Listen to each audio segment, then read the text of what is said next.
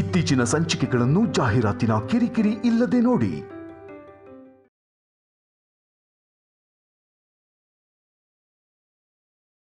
ನಾನು ಮಾತಾಡಿರೋದ್ರಲ್ಲಿ ನಿಮ್ಗೇನಾದರೂ ಬೇಜಾರಾಗಿದ್ರೆ ನನ್ನ ಕ್ಷಮಿಸಿ. ನೀ ಹೇಳಿದ್ದೆಲ್ಲ ಸರಿಯಾಗೇ ಇದೆ. ಅದರೊಳಗೆ ಬೇಜಾರು ಮಾಡ್ಕೊಳ್ಳೋದೇನಿದೆ ಹೇಳು. ಆದರೆ ಈ ದಿಕ್ಕಲ್ಲಿ ನಾನು ಯೋಚನೆ ಮಾಡೇ ಇರಲಿಲ್ಲ. ನಾನು ಇರೋವರೆಗೂ ನನ್ನ ಸೊಸೆನ ಯಾರೂ ಮುಟ್ಟಕ್ಕೆ ಬರಲ್ಲ. ಆದರೆ ನಾನು ಹೋದ್ಮೇಲೆ ನನ್ನ ಸೊಸೆ ಗತಿ ಏನು? ನಾನು ಇರಲಿ ಇಲ್ಲದೆ ಇರಲಿ, ನನ್ನ ನಂತರನೂ ನನ್ನ ಸೊಸೆಗೆ ಈ ಮನೇಲಿ ಒಂದು ಶಾಶ್ವತವಾದ ಸ್ಥಾನ ಸಿಗಲೇಬೇಕು. ನನ್ನ ಸೊಸೆನ ಬೀದಿಗೆ ಬರೋಕ್ಕೆ ನಾನು ಬಿಡಲ್ಲ. ಇದಕ್ಕೆ ನಾನೇ ಒಂದು ಉಪಾಯ ಮಾಡ್ತೀನಿ.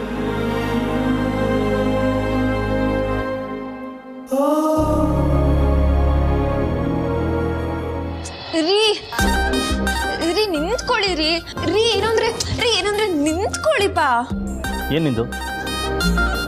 ನಂದು ನಿಂದು ಇಂದು ಒಂದೇ ಪೋಯಮ್ಮು, ನಂದು ನಿಂದು ಇಂದು ಒಂದೇ ರಿದಮ್ಮು. ರಿದಮ್ ರಿದಮ್ ಇದೆಂತ ರಿದಮ್. ಪೋಯಂ ಪೋಯಂ ಇದೆ. ಹೇಳ್ತೀನಿ. ನಿಮ್ಮ ಪ್ರೀತಿ ನಂದು, ನಿಮ್ಮ ಸ್ನೇಹ ನಂದು, ನಿಮ್ಮ ವಿಶ್ವಾಸ ನಂದು, ನಿಮ್ಮ ಕನ್ಸು ನಂದು, ನಿಮ್ಮ ಮನ್ಸು ನಂದು. ಟೋಟಲಿ ಈ ಅಭಿರಾಮ್ ಜೈಶಂಕರ್ ಜೀವನೇ ನಂದು.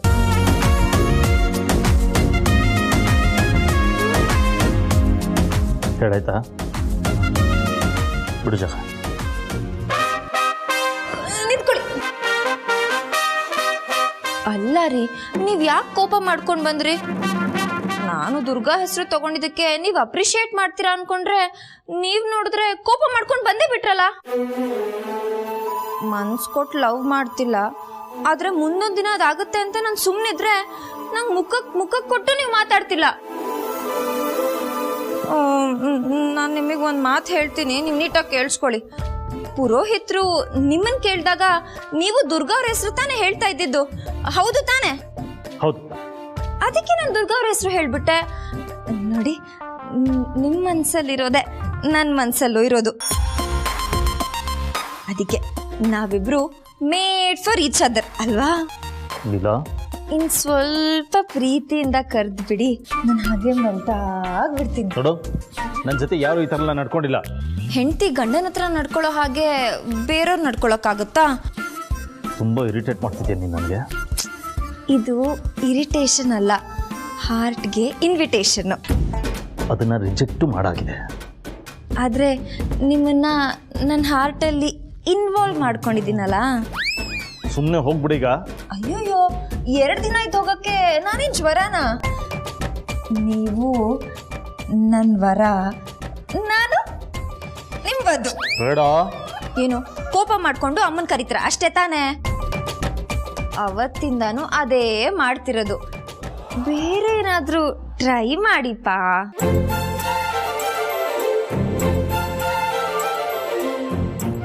ಏನು ಕಣ್ಣಲ್ಲಿ ಕಣ್ಣಿಟ್ಟು ನೋಡಿದ್ರೆ ಲವ್ ಆಗುತ್ತಾ? ಹಾ, ಗೊತ್ತಾಯ್ತು. ನನ್ನ ಕಣ್ಣಲ್ಲಿ ಪ್ರೀತಿ ಸುಳಿ ಇದೆ, ಅದ್ರೊಳಗೆ ಸಿಕ್ಕಾಕೊಂಡು 7 ಜನ್ಮಕ್ಕೂ ಇವಳ ಜೊತೆನೇ ಇರ್ಬೇಕಪ್ಪ ಅಂತ ಭಯ ಆಗ್ತಿದ್ಯಾ? ಹೆದರ್ಕೋಬೇಡಿ. ನನ್ನ ಎದೆ ಒಳಗೆ ನಿಮ್ಮನ್ನ ಬಚ್ಚಿಡ್ಕೊಂಡು ಜೋಪಾನವಾಗಿ ಕಾಪಾಡ್ಕೋತೀನಿ, ಓಕೆನಾ? ಆಯ್ತಾಯ್ತು, ನಿಮ್ಮನ್ನ ಜಾಸ್ತಿ ನಾನು ಗೋಳು ಹೇಳ್ಕೊಳ್ಳಲ್ಲ. ಎಷ್ಟೇ ಆದರೂ ನೀವು ನನ್ನ ಹುಡುಗ ಅಲ್ವಾ? ನೀವಂದ್ರೆ ನಂಗೆ ಜಾಸ್ತಿ ಕೇರು. ಹೋಗಿ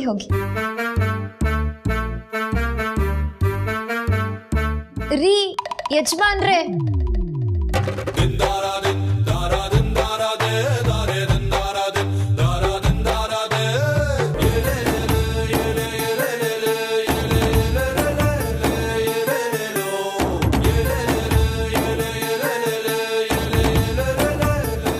ಒಂದಲ್ಲ ಒಂದಿನ ಸತ್ಯ ಏನು ಅಂತ ನಿಮಗೆ ಗೊತ್ತಾಗುತ್ತೆ ಏಜೆ.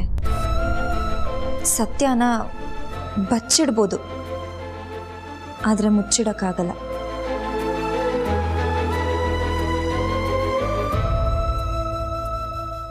ಅದೆಲ್ಲ ಗೊತ್ತಿಲ್ಲ ರೀ. ನೀವ್ ಎಲ್ಲಿಗೆ ಹೋಗಿದ್ರೆ ಮೊದಲು ಹೇಳಿ. ಅಯ್ಯೋ ಹೇಳದ್ನಲ್ಲೇ, ನಂಗೊಂಚೂರು ಕೆಲಸ ಇತ್ತು, ಅದಕ್ಕೆ ಹೋಗಿದ್ದೆ. ಅದೇ ಯಾವ ಕೆಲಸ, ಎಲ್ಲಿ ಕೆಲಸ, ಎಲ್ಲಿಗೆ ಹೋಗಿದ್ರೆ ಅದನ್ನ ಹೇಳಿ. ಅದು ನಮ್ಮ ಆಫೀಸಲ್ಲಿ ಚಂದ್ರಕಲಾ ಇಲ್ವೇನೆ, ಅವ್ರ ಮೊಮ್ಮಗಳದ್ದು ನಾಮಕರಣ ಇತ್ತು, ಅದಕ್ಕೆ ಹೋಗಿದ್ದೆ.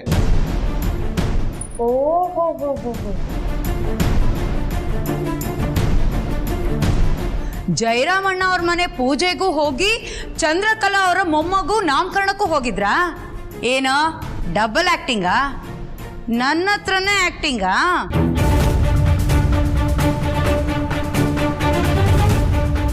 ಅಪ್ಪ ಮಗಳು ಇಬ್ರು ಸೇರ್ಕೊಂಡು ತಾರಮ್ಮಯ್ಯ ತತ್ತಾರಮ್ಮಯ್ಯ ಅಂತ ನನ್ನ ಮುಂದೆನೆ ನಾಟಕ ಆಡ್ತಾ ಇದ್ದೀರಾ? ಎಲ್ಲಿಗೆ ಹೋಗಿದ್ರಿ? ಅಯ್ಯೋ, ನಾನೀಗ ಅಳಿಯಂದ್ರ ಮನೆಗೆ ಹೋಗಿದ್ದೆ ಅಂದರೆ ಇವಳು ಜಗಳ ಆಡ್ತಾಳೆ. ಇಲ್ಲಿ ಜಗಳ ಆಡಿದ್ರೂ ಪರವಾಗಿಲ್ಲ, ಆದರೆ ಲೀಲಾ ಮನೆಗೆ ಹೋಗಿ ಗಲಾಟೆ ಮಾಡಿದ್ರೆ ಏನು ಗತಿ?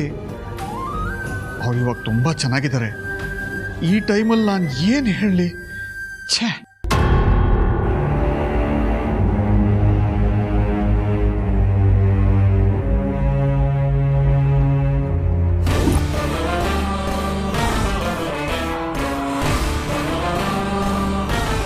ಸೈನ್ ಮಾಡೋದಕ್ಕಿಂತ ಮುಂಚೆ ಇನ್ನೊಂದ್ಸಲ ಯೋಚನೆ ಮಾಡಿ ಅಮ್ಮ.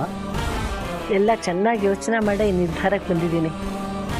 ಇಷ್ಟು ದಿನ ಮಾಡದೆ ದಡ್ಡಿ ಆಗಿದ್ದೆ, ಆದರೆ ವಿಶ್ವರೂಪ್ ಹೇಳಿದ ಮಾತು ಮನಸ್ಸಿಗೆ ನಾಟ್ತು. ಹಾಗಿದ್ರೆ ನೀವು ಸೈನ್ ಮಾಡ್ಬೋದು.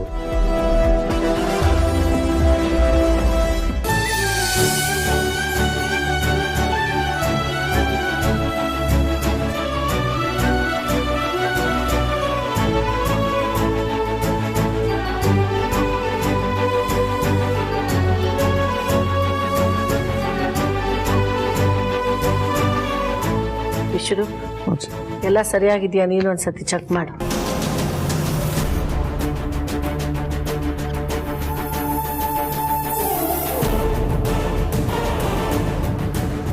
ಎಲ್ಲ ಸರಿ ಇದೆ ಅಜ್ಜಿ. ಸರಿ, ಹಾಗಿದ್ರೆ ಅದನ್ನ ಲಾಯರ್ ಕೊಟ್ಬಿಡು. ಸರಿ, ಕೆಲಸ ನಾಳೆನೇ ಮಾಡಿಬಿಡಿ, ಲೇಟ್ ಮಾಡಬೇಡಿ. ಖಂಡಿತ ಲೇಟ್ ಆಗಲ್ಲ. ಮೇಡಮ್ನವ್ರು ಎಲ್ಲ ಪೇಪರ್ಗೂ ಸಹಿ ಮಾಡಿದಾರಲ್ಲ, ಬೇರೆ ಇಶ್ಯೂಸೇ ಇರೋದಿಲ್ಲ.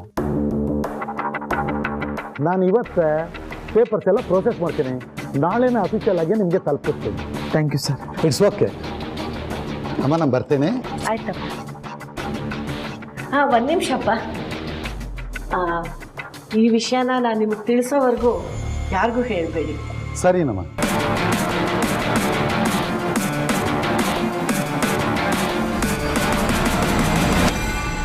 ನಿಮ್ಮನ್ನ ಕೇಳ್ತಾ ಇರೋದು, ಎಲ್ಲಿಗೆ ಹೋಗಿದ್ರಿ ಹೇಳಿ. ಅದು ಕೌಸಲ್ಯ, ನಾನು ಲೀಲಾ ಮನೆಗೆ ಹೋಗಿದ್ದೆ ಕಣೆ. ಬಬ್ಬಬ್ಬಬ್ಬಾ, ಏನ್ ನಾಟಕ, ಏನ್ ನರ್ತನ! ಇಬ್ರು ಸರಿಯಾಗಿದ್ದೀರಾ ಅಲ್ಲ ರೀ? ಯಾವಳವಳು? ನಮ್ ಲೀಲಾ ಯಾವಳ್ರಿ ಅವಳು? ಅವಳ ಗಂಡನೇ ಉಗ್ದು ಆಚೆಗೆ ಹಾಕಿದಾನೆ, ನೀವು ಅವಳನ್ನ ಕರ್ಕೊಂಡ್ ಬಂದ್ರಿ. ಈಗ ಅವಳು ಹಾಗೆ ಮನೆಗೆ ಹೋಗಿದ್ದಾಳೆ. ಅಲ್ಲಿಗೆ ಕೈ ತೊಳ್ಕೊಳ್ಳೋದು ಬಿಟ್ಟು ಮತ್ತೆ ಅವಳನ್ನ ಹುಡ್ಕೊಂಡು ಮನೆಗೆ ಹೋಗಿದ್ದೀರಾ. ನಾಚಿಕೆ ಆಗಲ್ವಾ ನಿಮ್ಗೆ? ಕೌಸಲ್ಯ, ಅದು ಹಾಗಲ್ವೇ. ಅಮ್ಮ, ಅಪ್ಪ ಮಗಳು ನೋಡಕ್ ಹೋಗೋದೇ ತಪ್ಪು ಅಂದ್ರೆ ಹೇಗೆ? ಏಯ್, ನೀನ್ ಬಾಯಿ ಮುಚ್ಕೊಂಡು ಸುಮ್ಮನೆ ಇರು. ಅಲ್ವೇ, ದೊಡ್ಡವ್ರು ಮಾತಾಡುವಾಗ ಮಧ್ಯ ಮಾತಾಡಬಾರ್ದು ಅಂತ ಗೊತ್ತಿಲ್ವಾ ನಿಂಗೆ? ಎಷ್ಟೇ ವಯಸ್ಸು ನಿಂಗೆ? ಹಾ, ಎಷ್ಟು ವಯಸ್ಸು? ನಿನ್ ವಯಸ್ಸಿನ ಹೆಣ್ಮಕ್ಳು ಮಕ್ಳನ್ನ ಆಡಿಸ್ತಾ ಕೂತಿರ್ತಾರೆ. ನೀನ್ ನೋಡಿದ್ರೆ ಅಕ್ಕ ಅಕ್ಕ ಅಂತ ಜಪ ಮಾಡ್ಕೊಂಡು ಅವಳ ಹಿಂದೆ ಬಿದ್ದಿದ್ಯಲ್ಲ, ನಿಂಗೇನು ಅನ್ಸೋದೇ ಇಲ್ವಾ? ಇಲ್ಲ, ಇದನ್ನೆಲ್ಲ ಹೀಗೆ ಬಿಡಬಾರ್ದು. ಈಗಲೇ ಅವ್ರ ಮನೆಗೆ ಹೋಗಿ ಎಲ್ಲ ಮುಗಿಸ್ಬರ್ತೀನಿ. ಅಯ್ಯೋ ಕೌಸಲ್ಯ, ಅದು ಮಾತ್ರ ಮಾಡಬೇಡ್ವೆ. ಅವರಿಬ್ರು ತುಂಬ ಚೆನ್ನಾಗಿದ್ದಾರೆ, ಸಂತೋಷವಾಗಿದ್ದಾರೆ. ಅವ್ರ ಸಂತೋಷಕ್ಕೆಲ್ಲ ಹಾಕ್ಬೇಡ್ವೆ ಪ್ಲೀಸ್. ಇದೇ ನನ್ಗೆ ಹೊಟ್ಟೆ ಉರಿಸ್ತಾ ಇರೋದು. ಅವಳು ಮಾತ್ರ ಚೆನ್ನಾಗಿರ್ಬೇಕು, ನಾವು ಹಾಳಾಗಿ ಹೋಗ್ಬೇಕು. ನಂಗೆ ಗೊತ್ತು ರೀ, ನಿಮ್ಗೆ ಮೊದಲನೇ ಹೆಂಡತಿ ಮಗಳು ಅಂದ್ರೆ ಇಷ್ಟ. ನಾನು ನನ್ನ ಮಗಳು ಎಲ್ಲಿ ಹಾಳಾಗೋದ್ರೂ ಪರವಾಗಿಲ್ಲ ಅಲ್ವಾ? ಸರಿ, ನಾವ್ ಎಲ್ಲಾದ್ರೂ ಹಾಳಾಗೋಗ್ತೀವಿ. ನೀವು ನಿಮ್ಮ ಮಗಳ ಜೊತೆ ಚೆನ್ನಾಗಿರಿ. ಎಲ್ಲ ನನ್ನ ಕರ್ಮ. ಅವಳು ಮಾಡಿರೋ ಪಾಪಕ್ಕೆ ಅವಳು ನನ್ನ ಕಣ್ಣು ಮುಂದೆನೆ ನಾಶ ಆಗ್ಬೇಕು. ಆಗ್ಲೇ ನಂಗೆ ಸಮಾಧಾನ ಆಗ್ಲೆ ಆಗ್ಲೇ ನನ್ ಸಮಾಧಾನ ಆಗೋದು.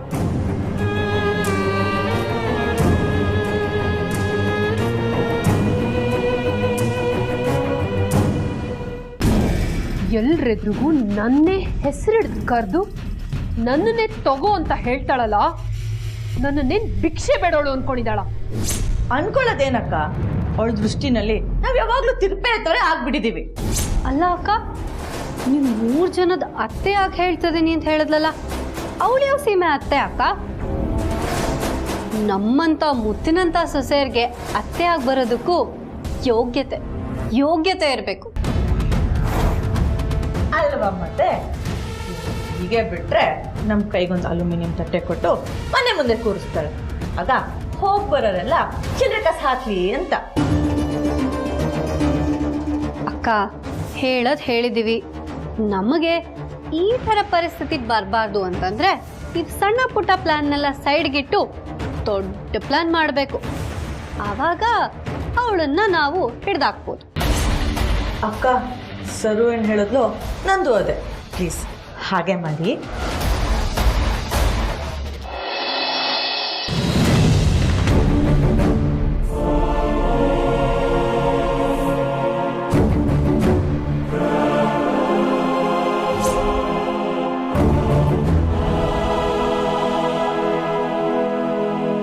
ಲೀಲಾ ಒಬ್ಬಳೇ ಯಾಕೆ ಇಷ್ಟೊತ್ತಲ್ಲ ಅಳ್ತಾ ನಿಂತಿದ್ದಾಳೆ?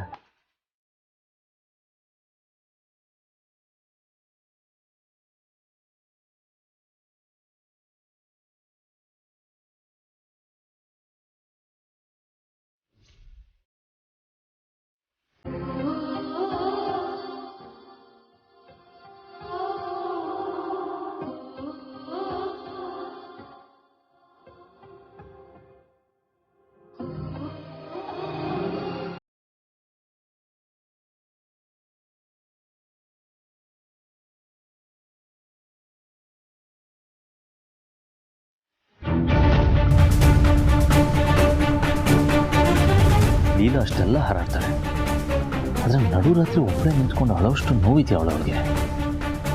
ಏನಿರ್ಬೋದು?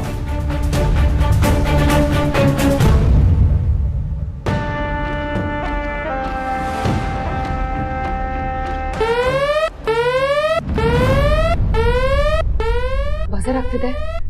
ಹೇಜಿ ಏನೋ ದೊಡ್ಡ ವಿಷಯ ಹೇಳೋದಕ್ಕೆ ಕರಿತಿರ್ಬೇಕು.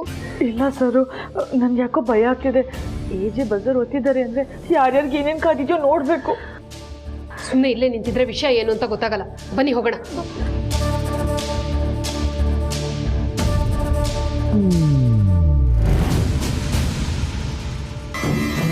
ಅಕ್ಕ, ನಂಗೆ ಯಾಕೋ ಇವಳುಗ್ರಾಚಾರನೇ ಕೆಟ್ಟಿರೋದು ಅಂತ ಅನ್ನಿಸ್ತಿದೆ. ಲೀಲಾನ ಮನೆಯಿಂದ ಹೊರ ಹಾಕೋ ಟೈಮು ಬಂತು ಅಂತ ಕಾಣಿಸುತ್ತೆ. ಅಕ್ಕ, ಹಾಗೇನಾರ ಆದ್ರೆ ನಿಮ್ ಬಾಯಿಗೆ ಬದಲು ಸಕ್ಕರೆ ಹಾಕೊಂಡು ನಾನೇ ಅದೇನು ಅಂತ ನೋಡೋಣ ನಡಿ.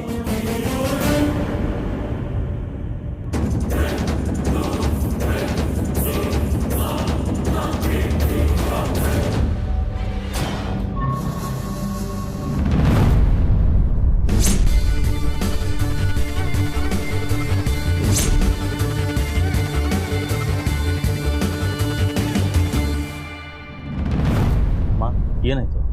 ಯಾಕಿದೆಲ್ಲ? ವಿಶ್ವರು,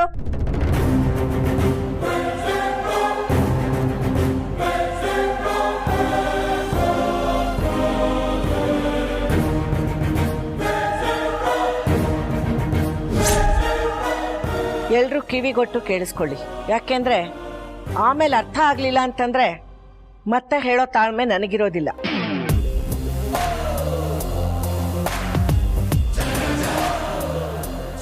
ರಾಮ್ ಯಾವುದೇ ನಿರ್ಧಾರ ತಗೊಳ್ಳೋವಾಗ್ಲೂ ಬಜರ್ ಒತ್ತೋನು, ಆಗ ಎಲ್ರೂ ಬರೋರು, ಅವನ ಮಾತನ್ನು ಕೇಳೋರು. ಇವತ್ತು ನಾನೊಬ್ಬ ಅತ್ತೆ ಆಗಿ ಒಂದು ನಿರ್ಧಾರ ತಗೊಂಡಿದ್ದೀನಿ, ಅದನ್ನು ನಿಮಗೆಲ್ಲ ಹೇಳಬೇಕು. ಅಜ್ಜಿ, ಇದನ್ನ ಹಾಗೆ ಲೀಲಾ, ನಿನಗಿದೆಲ್ಲ ಅರ್ಥ ಆಗೋದಿಲ್ಲ, ಸ್ವಲ್ಪ ಸುಮ್ಮನೆ. ಅಕ್ಕ, ಅಜ್ಜಿ ಲೀಲಾ ಮೇಲೆ ಕದರ್ತಿರೋದು ನೋಡ್ತಿದ್ರೆ, ಮತ್ತೆ ಕೈಯಲ್ಲಿ ಇಟ್ಕೊಂಡಿರೋ ಡಾಕ್ಯುಮೆಂಟ್ ಪೇಪರ್ಸ್ ನೋಡ್ತಿದ್ರೆ ಪಕ್ಕ ಏಜೆ ಲೀಲಾಗೆ ಡಿವೋರ್ಸ್ ಕೊಡಿಸ್ತಾರೆ ಅನ್ಸುತ್ತೆ. ಯಜಮಾನ ಅನ್ನೋದಾಗ್ಲಿ ಯಜಮಾನಿ ಅನ್ನೋದಾಗ್ಲಿ ಒಂದು ಸ್ಥಾನ, ಅಹಂಕಾರ ಅಲ್ಲ. ಒಂದು ಕಾಲದಲ್ಲಿ ನಾನು ಈ ಮನೆಗೆ ಯಜಮಾನಿ ಆಗಿದ್ದೆ. ನನ್ನ ನಂತರ ಯಾರು ಈ ಮನೆ ನಡೆಸ್ಕೊಂಡು ಹೋಗ್ಬೇಕು, ಯಾರು ಈ ಮನೆ ಯಜಮಾನಿ ಆಗ್ಬೇಕು ಅನ್ನೋ ಪ್ರಶ್ನೆಗೆ ಈಗಾಗ್ಲೇ ನಿಮ್ಮ ಮನಸ್ಸಲ್ಲೇ ಒಂದು ಅಭಿಪ್ರಾಯ ಮೂಡಿರುತ್ತೆ. ಆದ್ರೆ ಆ ಎಲ್ಲ ಅಭಿಪ್ರಾಯನೂ ಒಂದೇ ಆಗಿರ್ಬೇಕು ಅಂತ ನಾನು ಇವತ್ತು ಒಂದು ನಿರ್ಧಾರ ಮಾಡಿದ್ದೀನಿ.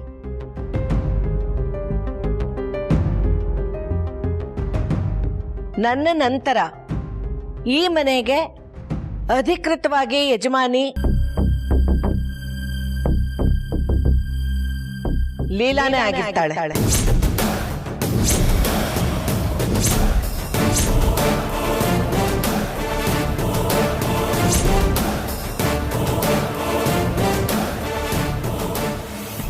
Excuse me sir.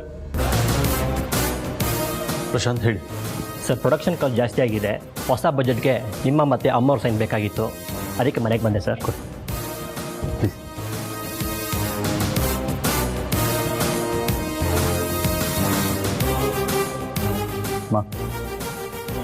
ಇನ್ಮೇಲೆ ಇದಕ್ಕೆ ಸೈನ್ ಮಾಡಬೇಕಾಗಿರೋದು ನಾನಲ್ಲ ರಾಮ್, ಲೀಲಾ.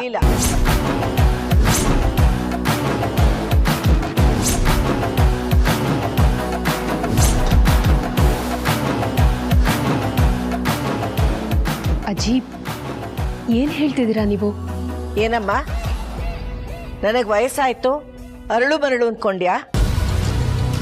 ನನಗೆ ಮೈಯೆಲ್ಲ ಸುಕ್ಕುಗಟ್ಟಿ ಬುದ್ಧಿ ಭ್ರಮಣೆ ಆದರೂ ನನ್ನ ಸೊಸೆನ ನಾನು ಯಾವತ್ತೂ ಬಿಟ್ಕೊಡೋದಿಲ್ಲ.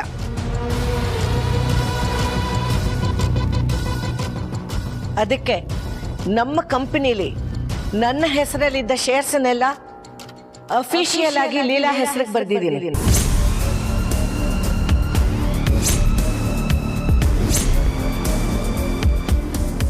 ಈ ಕ್ಷಣದಿಂದ ಲೀಲಾ ಮೇಡಮ್ ಅವರು ನಮ್ಮ company major share holder. So ಯಾವುದೇ ಮೇಜರ್ ಡಿಸಿಷನ್ ಇದ್ರೂ ಲೀಲಾ ಮೇಡಮ್ ಸಿಗ್ನೇಚರ್ ಇಲ್ಲದೆ ಮೂವ್ ಆಗೋಕ್ಕಾಗಲ್ಲ.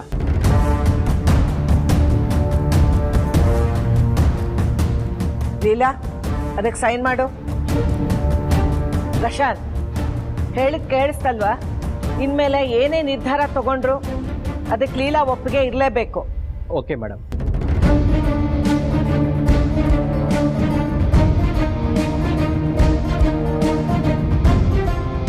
ಲೀಲಾ, ಏನ್ ನೋಡ್ತಿದೀಯಮ್ಮ? ಮೊದಲು ಸೈನ್ ಹಾಕು. ಪಾಪ ಅವ್ರಿಗೆ ಅರ್ಜೆಂಟ್ ಕೆಲಸ ಇರುತ್ತೆ.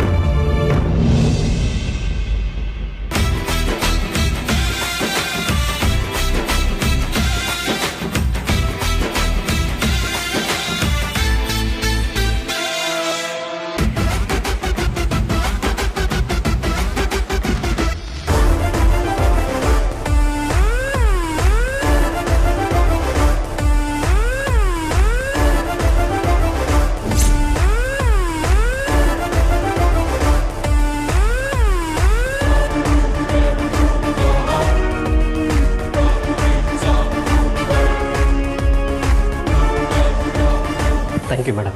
Thank you sir. ನಾನು ಬಡ್ಕೊಂಡೆ ಮಣ್ಣು ಬೀಳುತ್ತೆ ಬೀಳುತ್ತೆ ಬೀಳುತ್ತೆ ಅಂತ. ಈಗೇನಾಯ್ತು ನೋಡಿ, ಬಾಯಿಗೆ ಬಂದು ಮಣ್ಣು ಬಿತ್ತು. ಲೀಲಾ, ಸ್ವಲ್ಪ ಬಾಮ್ಮ ಇಲ್ಲಿ.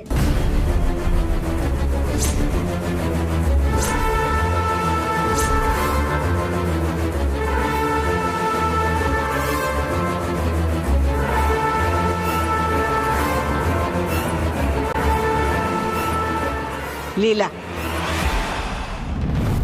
ಎಲ್ಲರ ಮುಂದೆ ದೇವರ ಸಾಕ್ಷಿಯಾಗಿ ನಾನಿದನ್ನ ಅರ್ಶಿನ ಕುಂಕುಮಕ್ಕೆ ಅಂತ ನಿನಗೆ ಕೊಡ್ತಾ ಇದ್ದೀನಿ. ಯಾವುದೇ ಕಾರಣಕ್ಕೂ ನೀನಿದನ್ನ ಬೇಡ ಅನ್ಬಾರ್ದು.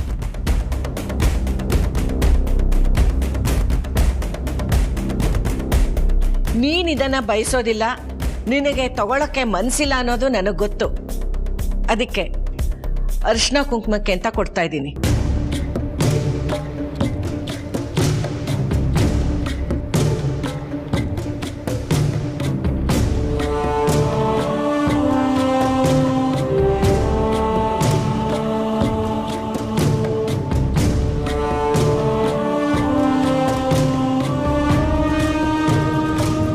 ನನಗೇನು ಮಾತಾಡಬೇಕು ಅಂತಾನೆ ಗೊತ್ತಾಗ್ತಿಲ್ಲ. ನೀವೇ ಎಲ್ಲ ಹೇಳಿ ನನ್ನ ಬಾಯಿ ಮುಚ್ಚಿಸ್ಬಿಟ್ಟಿದ್ದೀರಾ. ಮೇಡಮ್, ನೀವು ಬಾಯಿ ಮುಚ್ಚೋದಲ್ಲ, ನಿಮ್ಮ ಬಗ್ಗೆ ಆಡ್ಕೊಳ್ಳೋರು ಬಾಯಿ ಮುಚ್ಚಿಸ್ಬೇಕು ಅಂತ. ನೋಡಮ್ಮ ಲೀಲಾ, ಈ ಮನೇಲಿ ನಿನ್ನ ಅಸ್ತಿತ್ವನ ಪ್ರಶ್ನೆ ಮಾಡೋರ್ಗೆಲ್ಲ ಇದೆ ನನ್ನ ಉತ್ತರ.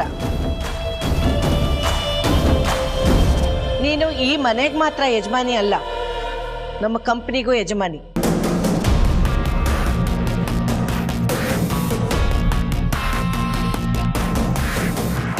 ಇದುವರೆಗೂ ನನಗೆ ಏನು ಅಧಿಕಾರ ಇತ್ತೋ ಅದನ್ನೆಲ್ಲ ನಾನು ನಿನಗೆ ಧಾರೆ ಎರೆದಿದ್ದೀನಿ.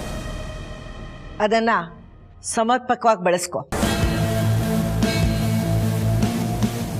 ಲೀಲಾ, ಇದನ್ನು ನೀನಾಗೆ ಯಾರಿಗಾದ್ರೂ ಬಿಟ್ಕೊಡೋವರೆಗೂ ಇದನ್ನು ನಿನ್ನಿಂದ ಯಾರೂ ಕಿತ್ಕೊಳ್ಳೋಕ್ಕಾಗೋದಿಲ್ಲ. ಇದು ಎಲ್ಲರ ನೆನಪಲ್ಲೂ ಉಳಿಯುತ್ತೆ.